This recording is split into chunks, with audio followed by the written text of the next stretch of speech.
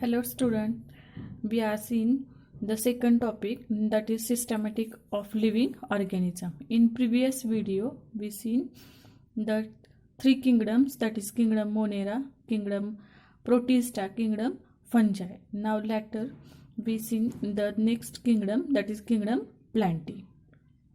The characteristic of this kingdom Plantae we are well known. The organisms which are involved in that kingdom Plantae are multicellular and eukaryotic. आता kingdom Plantae म्हटलं की याच्यामध्ये सगळे काय येणार आहेत, plants येणार आहेत. आणि आपल्याला प्लांट्स म्हटलं की ते कसे असतात, multicellular and eukaryotic. You means true, carry on means nucleus. That means eukaryotic, that is true nucleus. True nucleus म्हणजे तुम्हाला माहिती आहे, न्यूक्लियस म्हटलं की त्याच्यामध्ये काय येतं, न्यूक्लिअर मेम्ब्रेन, त्याच्यानंतर न्यूक्लिओलस, त्याच्यानंतर क्रोमॅटिन मटेरियल. हे सगळं ज्या न्यूक्लियसमध्ये असतं त्याला आपण काय म्हणतो, युकॅरियोटिक न्यूक्लियस. तर तुम्ही प्लांट सेल, ॲनिमल सेल याच्यामध्ये अगोदर शिकलेला आहात 9वी-10वीला. तर प्लांट्स कसे असतात, तर eukaryotic. Cells contain chlorophyll pigment, so they prepare their own food material. So the members of this kingdom are called as autotrophs. हे पण तुम्हाला माहिती आहे, plant contain the chlorophyll pigment, and with the help of this chlorophyll pigment they synthesize their own food material by the process of photosynthesis. So the plants are nothing but autotrophs. Cell wall of plants made up of cellulose. हे पण तुम्हाला माहिती आहे, सेल्युलोजची काय असते, त्यांची sale wall बनलेली असते. This kingdom contain the semi autotrophic organisms like insectivorous plant. आता इन्सेक्टिव्हरस प्लांट म्हणजेच काय, कीटकभक्षी वनस्पती. तुम्हाला काही व्हिडिओ दाखवते पहा, त्याच्यामध्ये कीटकभक्षी वनस्पती कसा कीटक खातोय ते पहा. आता ही एक कीटकभक्षी वनस्पती आहे, पिचर प्लांट आहे. How this pitcher plant can trap their insects. पाहिलं तुम्ही, हे इन्सेक्टिव्हरस प्लांट आहे किंवा आपण त्याला पिचर प्लांट म्हणतो, की ते कसं करतात, आपला भक्षक म्हणजे जे कीटक आहेत, इन्सेक्ट आहेत, त्यांना ते ट्रॅप करतात. These are nothing but the insectivorous plants. For example Venus fly trap pitcher plants. While some are heterotrophic parasitic. आता याच्यामध्ये आपण वरती पाहिलं पहा, जनरली प्लांट्स कसे असतात, ॲटोट्रॉपिकच असतात, परंतु काही प्लांट्स आपल्याला कसे दिसतात, पॅरासायटिक म्हणजेच हेट्रोट्रॉपिक मोड ऑफ न्यूट्रिशन, म्हणजे ते स्वतःचं अन्न स्वतः तयार करत नाहीत. मग ते कसे असतात, तर परजीवी असतात, पॅरासायटिक. म्हणजे काय, एक्झाम्पल त्याचा तुम्ही पाहिलं असेल पहा, कसकुटा, अमरवेल, कसकुटा किंवा त्याला आपण काय म्हणतो, अमरवेल. This Cuscuta can grown on other plant. हे तुम्ही शिकला असाल. तर हे होस्ट प्लांट आहे आणि त्या होस्ट प्लांटवरती काय होतं, हे कसकुटा असं आपल्याला वाढलेलं दिसतं, वायर लाईक स्ट्रक्चर असतं पहा कसकुटाचं. ठीक आहे, आता हे आपण डिटेल आपण पुढच्या चॅप्टरमध्ये पाहणारच आहे. त्याच्यानंतर plant shows alternation of generation, that is life cycle of the plant has 2 distinct phases. प्लांटची लाईफ सायकल जर आपण पाहिली तर त्याच्यामध्ये आपल्याला 2 फेजेस, अवस्था दिसतात. एक आहे स्पोरोफायटिक आणि दुसरी आहे गॅमेटोफायटिक जनरेशन. आता ह्याच्यामध्ये आपण शब्दाची जर फोड केली तर आपल्याला लक्षात येईल पहा, sporo means spore producing, phyta means plant, म्हणजेच ज्या फेजमध्ये प्लांटच्या स्पोर्स तयार केले जातात त्याला म्हणायचं स्पोरोफायटिक फेज किंवा जनरेशन. आणि गॅमेटोफायटिक म्हणजे काय, गॅमेटो म्हणजेच gamete producing and phyta means plant, म्हणजे ज्या फेजमध्ये गॅमेट्स, मेल फिमेल गॅमेट्स तयार केले जातात त्याला म्हणायचं गॅमेटोफायटिक फेज. तर ही आता तुमच्या पुस्तकामध्ये नाही, हे फक्त आपल्याला समजण्यासाठी आपण काढलेलं आहे लाईफ सायकल प्लांटची.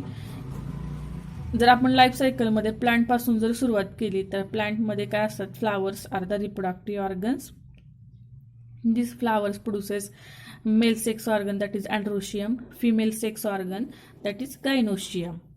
This androecium produces stamens, gynoecium produces carpels, stamens produces anthers, and carpels produces ovary.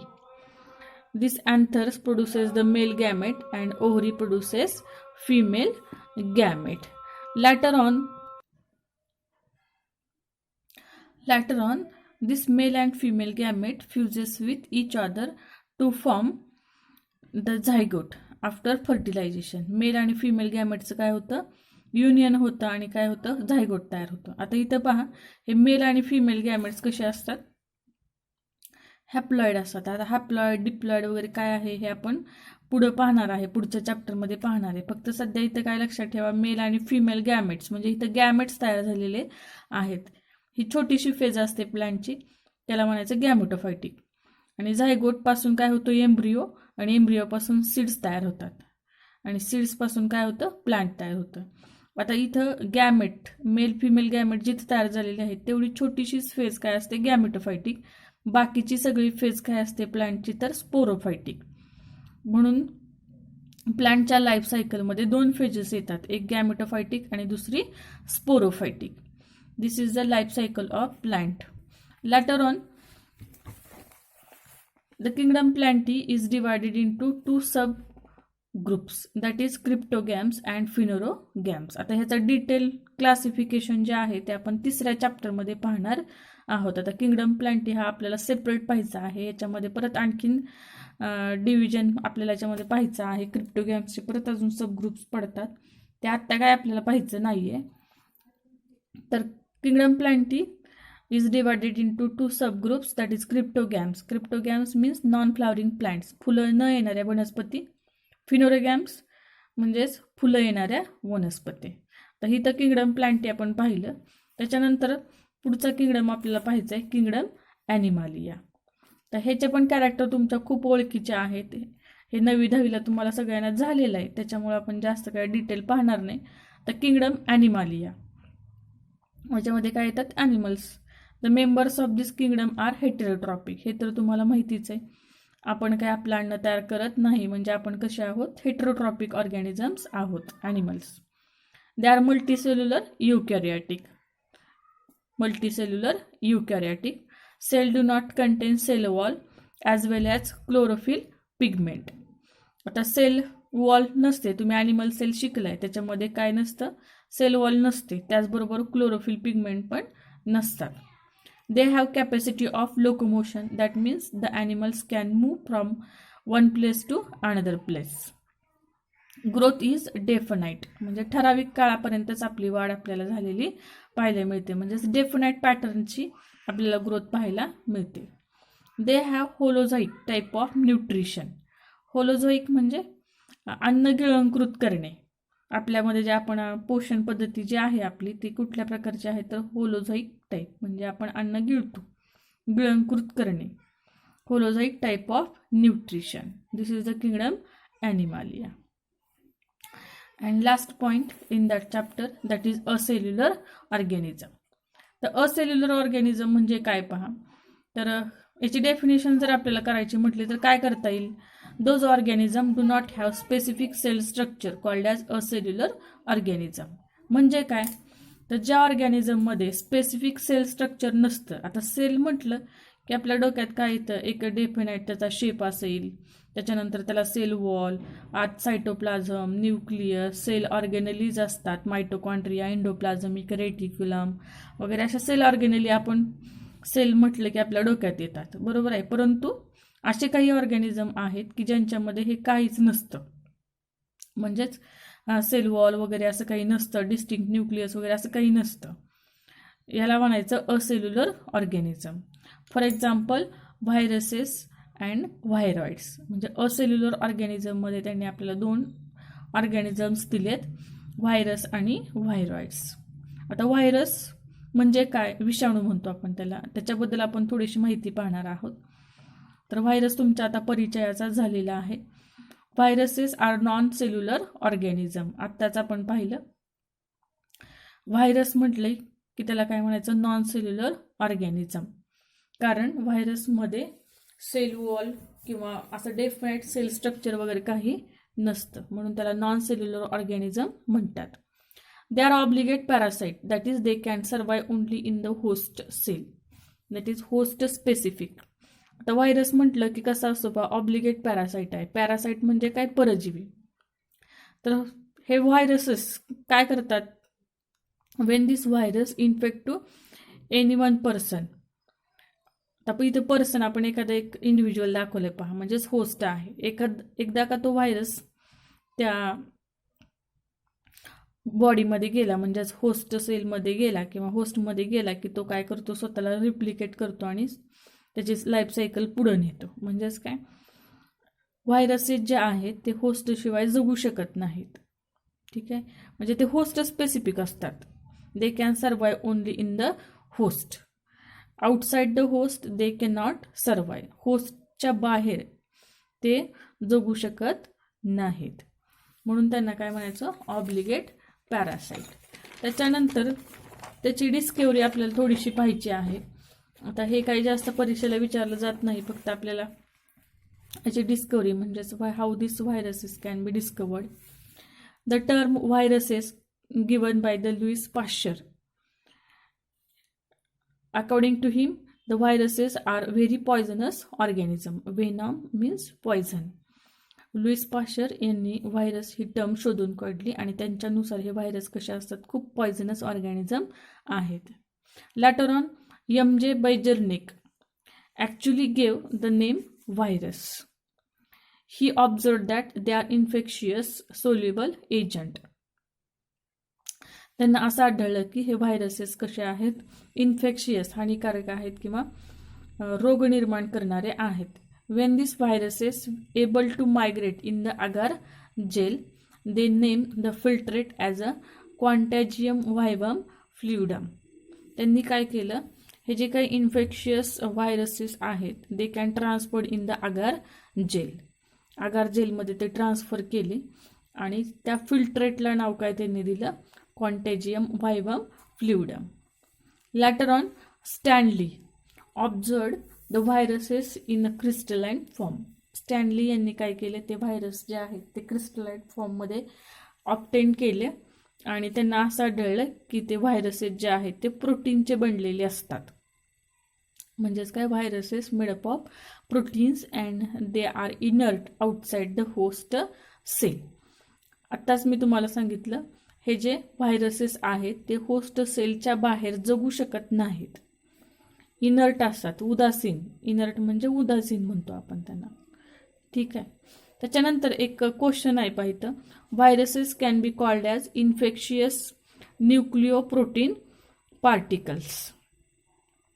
व्हायरसेसला काय म्हणतात, इन्फेक्शियस न्यूक्लिओप्रोटीन पार्टिकल्स. असं का म्हणायचं, तर न्यूक्लिओप्रोटीन म्हणजे काय पहा, तर न्यूक्लिओ म्हणजे न्यूक्लिक ॲसिड्स आणि प्रोटीन माहिती आहे तुम्हाला. म्हणजेच जर आपण स्ट्रक्चर पाहिलं व्हायरसचं, जर आपण स्ट्रक्चर पाहिलं तर काय असतं पहा, त्याच्यामध्ये फक्त प्रोटीन कोट आणि त्याचं जेनेटिक मटेरियल म्हणजेच न्यूक्लिक ॲसिड, म्हणून त्याला न्यूक्लिओप्रोटीन पार्टिकल असं म्हणतात. आता इथं काय दिलंय, viruses can be called as infectious nucleoprotein particles because the viruses do not have its own cell machinery. मी सांगितलं तुम्हाला, व्हायरस हा असेल्युलर ऑर्गॅनिझम आहे, त्याच्याकडे स्वतःचं सेल स्ट्रक्चर असं काही नसतं.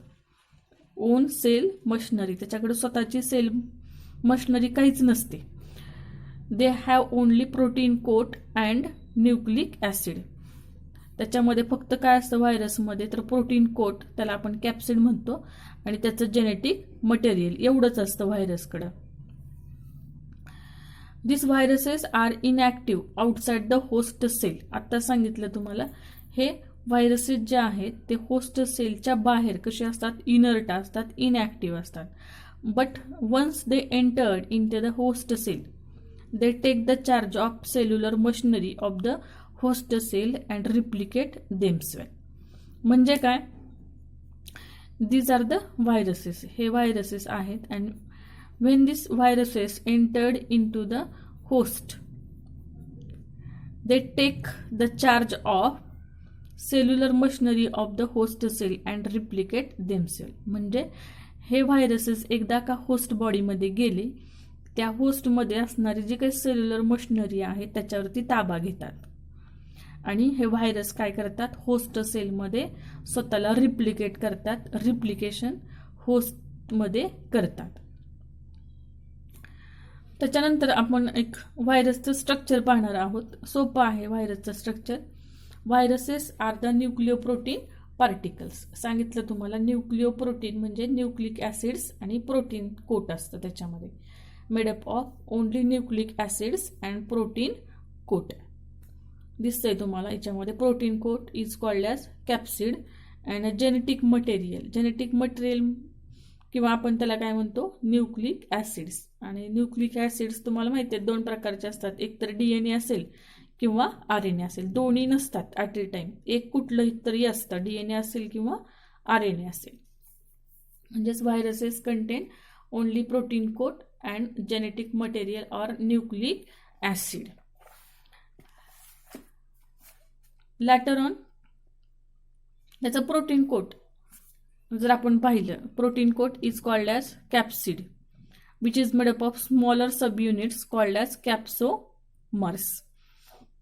जे प्रोटीन कोट की ज्याला आपण कॅप्सिड म्हणतो ते छोट्या छोट्या सब युनिट्सनी बनलेलं असतं, त्याला म्हणायचं कॅप्सोमर्स. जर आपण हा व्हायरस जर पाहिला TMV व्हायरस तर इथे दाखवले पहा कॅप्सोमर्स, म्हणजे हे कॅप्सिडचं प्रोटीन कोट आहे आणि त्याचे जे छोटे छोटे सब युनिट्स आहेत त्याला काय म्हणायचं कॅप्सोमर्स.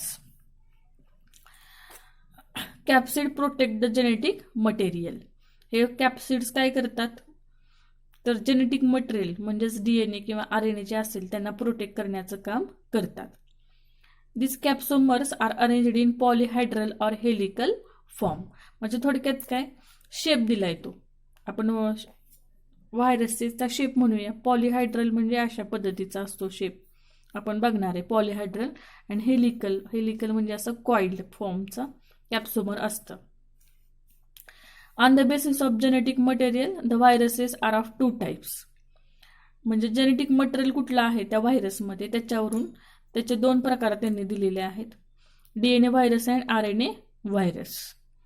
Genetic material may be single standard और double standard RNA while double standard DNA. DS म्हणजे डबल स्टँडर्ड. म्हणजे जेनेटिक मटेरियल काय असू शकतं तर सिंगल और double standard RNA and double standard DNA. Later on, there is another types of viruses on the basis of to which organism they infect. कुठल्या ऑर्गॅनिझमला ते virus infect करतात त्याच्यावरून हे व्हायरसेसचे टाईप दिलेले आहेत. आता त्याच्यामध्ये काय दिले पहा, आता हे पुस्तकामध्ये दिलेलं आहे, आपण थोडंसं डिटेलमध्ये घेतलं इथं. प्लांट व्हायरसेस, दिस व्हायरसेस इन्फेक्ट ओनली प्लांट्स. आता ह्याचे डेफिनेशन खूप सोपे आहे. जे व्हायरस फक्त प्लांटला इन्फेक्ट करतात त्यांना काय म्हणायचं प्लांट व्हायरसेस. एक्झाम्पल त्याचा TMV virus, TMV tobacco mosaic virus हा आपण काढलाय पहा TMV virus. This is the genetic material that is RNA and capsomers. It is the helical type of virus. Helical म्हणजे तुम्हाला दाखवलं असं कॉइल्ड व्हायरस आपल्याला पाहायला मिळतो. टोबॅको मोझॅक व्हायरस ही डायग्राम महत्वाची आहे, लक्षात ठेवा. The genetic material may be single standard or double standard RNA. याच्यामध्ये जेनेटिक मटेरियल काय असतं सिंगल, SS म्हणजे single standard or double standard RNA. Later on animal viruses. Animal viruses म्हणजे काय the viruses which infect only animals. Genetic material may be RNA or DNA. या animal व्हायरसेसमध्ये genetic material काय असू शकतं RNA किंवा DNA. त्याच्यामध्ये काही डिसीजची नावं दिलेली आहेत. खूप ॲनिमल व्हायरसमुळे डिसीज होतात, त्याच्यातली काही आपल्याला नावं इथे दिलेली आहेत. Diseases which is caused by this animal viruses that is foot and mouth disease in animals. Foot and mouth disease in animals. आता हा जो डिसीज आहे तो जनरली आपल्याला चिल्ड्रन्समध्ये पाहायला मिळतो, की ज्याच्यामध्ये काय होतं रेड पॅचेस त्या चिल्ड्रन्स किंवा मुलांवरती आपल्याला पाहायला मिळतात. स्वाईन फ्लू, स्मॉल पॉक्स म्हणजे कांजण्या, हर्पीस म्हणजे नागिन, एड्स, कोरोना, मम्स म्हणजे गालगुंड. आता हे नावं तुम्हाला डिसीजची माहितीच आहेत की ज्याच्यामुळे कशामुळे होतात तर हे व्हायरसमुळे होतात. त्याच्यानंतर हे राहिलं पहा आपण प्लांट डिसीजची थोडी काही नावं पाहायची राहिले तिथं. तर leaf curling, yellowing mosaic formation in the plants. आता हे प्लांट व्हायरसेसमुळे होणारे डिसीज आहेत. लीफ कर्लिंग म्हणजे काय पानं गुंडाळी जातात. येलोईंग म्हणजे काय पानं पिवळी पडतात due to the lack of chlorophyll pigment. Mosaic formation in plant. Mosaic formation म्हणजे अशी पानं थोडीशी नक्षीदार होतात कारण त्याच्यावर त्या व्हायरसचे इन्फेक्शन झाल्यामुळं. तर हे diseases which is called by plant viruses आणि हे ॲनिमल व्हायरसेस. त्याच्यानंतर पुढचा टाईप आहे बॅक्टेरियोफेजेस. बॅक्टेरियोफेजेस. तर बॅक्टेरियोफेजेस म्हणजे काय? The viruses infect only bacteria. हे व्हायरस काय करतात? फक्त बॅक्टेरियालाच इन्फेक्ट करतात. हे बॅक्टेरियोफेज आहे पहा. फेज म्हणजे काय? व्हायरस. हे व्हायरस फक्त बॅक्टेरियाला इन्फेक्ट करतात. आता याच्यामध्ये आपल्याला स्ट्रक्चर दिलेलं आहे पहा. याच्यामध्ये हा head region genetic material. Genetic material may be DNA, double standard DNA. Later on collar, sheath, base plate and these are the tail fibers. This is the structure of bacteriophage. आता हे थोडंसं आपण डिटेलमध्ये लिहिलेलं आहे. फक्त एवढं लक्षात ठेवायचं बॅक्टेरियोफेज म्हणजे काय? The viruses infect only bacteria. आणि ही डायग्राम महत्त्वाची आहे. तुमच्या एक्झरसाइजमध्ये आहे. नावं तुम्हाला फक्त लिहायची आहेत त्याची. त्याच्यानंतर पुढचा शेवटचा पॉईंट आहे व्हायरॉइड्स. व्हायरॉइड्स म्हणजे काय पा? These are the infectious RNA strands which lacks the protein coat called as व्हायरॉइड्स.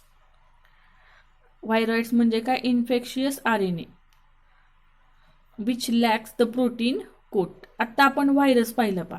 Virus म्हटलं की त्याच्यामध्ये काय होतं? फक्त जेनेटिक मटेरियल आणि प्रोटीन कोट.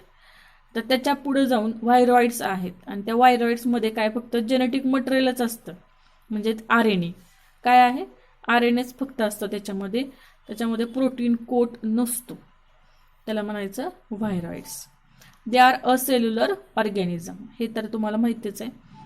व्हायरॉइड्स काय आहे? असेल्युलर ऑर्गॅनिझम आहे. They have low molecular weight. त्यांचं मॉलिक्युलर वेट पण काय असतं? कमी असतं. Low molecular weight RNA. They are smaller in size than viruses. हे व्हायरॉइड्स जे आहे व्हायरसेसपेक्षाही लहान ऑर्गॅनिझम्स आहेत. And this viroids causes the disease in potato called as potato spindle tuber disease. आणि हा व्हायरॉइड्स मुळे होणारा पहिल्यांदा जो डिसीज आहे तो TO डायनर यांनी शोधून काढला किंवा त्यांनी व्हायरॉइड्स शोधून काढलेला आहे in 1971 in potato plant. TO diner in 1971 he reported the viroids which causes the disease potato spindle tuber disease in potato plant. This is the last point in that chapter. Thank you.